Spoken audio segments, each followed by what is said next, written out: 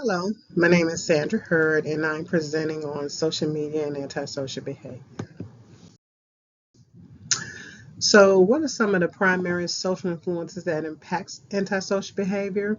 Well, we've all seen the research on it, or read about it, heard about it, even on news programs or even documentaries. We know that an individual's environment, such as working with the school, their cliques, associations, or their friend groups, and their social status can all impact antisocial behavior. We know that the family of origin where a person was born or reared, that family's morals, their values, and the social groups that they socialize with can impact and influence antisocial behavior.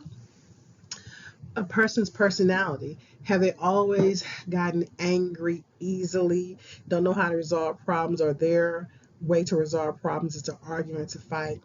Those can definitely impact antisocial behavior. And just associated with personality is certain genetics.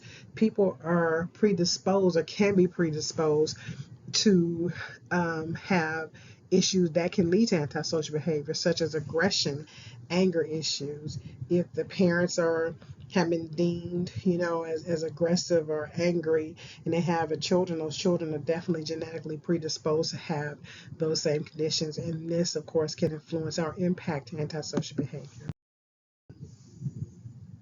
Which antisocial behaviors seem to be prevalent due to current social influences? Well, we just saw a whole laundry list of them, from family, personality, social groups that can impact social antisocial behavior. Social influences such as video games, and one that I'm presenting on online. Online is a very big deal now. It has been for a few years now, especially when COVID hit. And we can see that there are online influences that can impact antisocial behavior, and that is actually on the rise. Online and social media, we thought initially it was a positive thing to have access to so much information in such a short amount of time and be able to interact with people all over the world. But now we're starting to see, just like in quote unquote real life, we have people who are online who wants to just wreak havoc, and they're bitter and angry, and they want those who are around them to be just as bitter and angry as they are. So they will bully and they will harass people, and they'll engage in online abuse. It could be verbal and emotional, and those really do impact some people. Unfortunately, in the last couple of years, especially since COVID, we've seen people. Now, I'm not saying that online had, I guess, anything to do with it or played a major part, but we've seen a lot of people, social media influencers, commit suicide for various reasons. And some of it may have been because of the bullying and harassment and the abuse that they received online. Now, we know people get targeted online because of race, ethnicity, gender, sexual orientation, their political and religious views.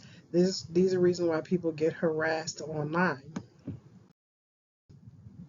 Now, what do we think can be done to eliminate antisocial behavior?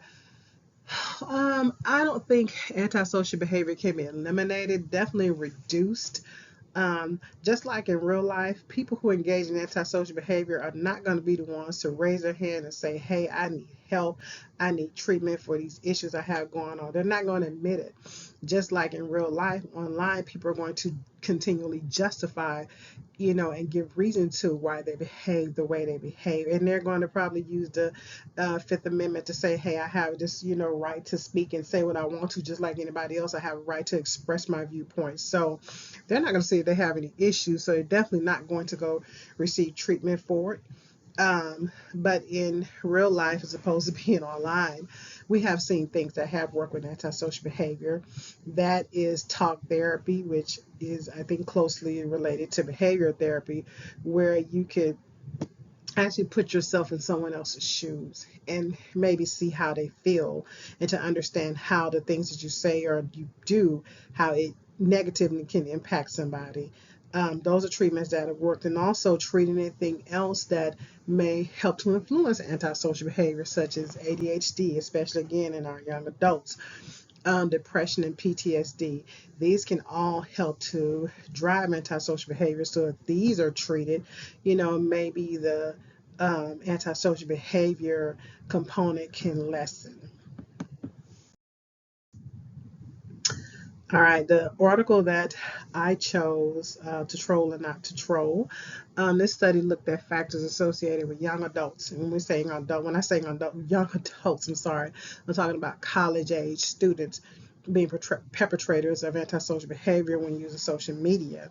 The four factors that they looked at were online disinhibition, motivation for cyber aggression, self esteem, and empathy.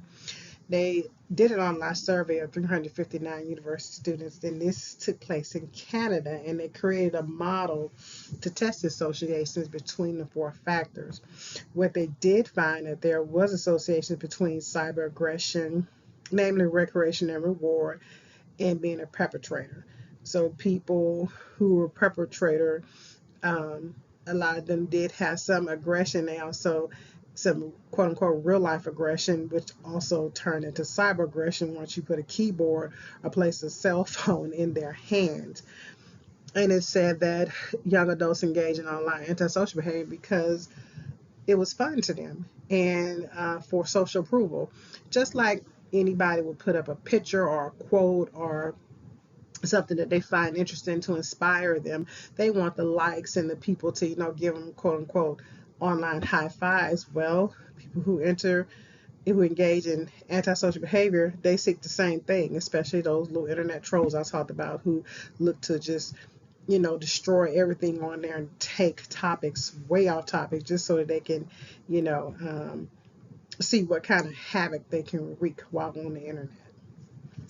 This model also said it showed a negative association between cognitive empathy and being a perpetrator.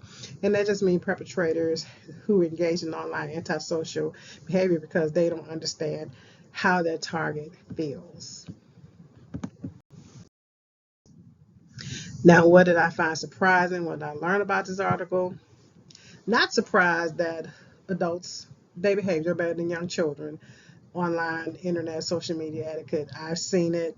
And this, of course, is where their children learn their behaviors from.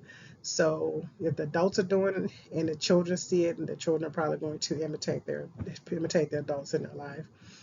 I was surprised to find this study found that perpetrators who behave in the way they do, they appear to have no understanding how their targets feel. Kind of had a little issue with that, but honestly, some people don't.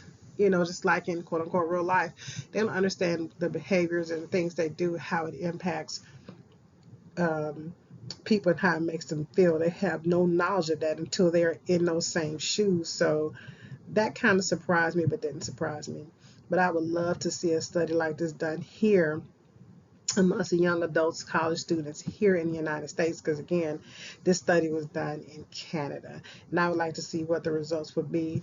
It definitely would not surprise me if they are more of the same or even maybe worse than what was found in Canada. My reference, this is my article, and those are the authors. Again, the article is called To Troll and Not to Troll, Young Adults Antisocial Behavior on Social Media, and that is the hyperlink leading to the article. Thank you so much for taking the time to listen to my presentation.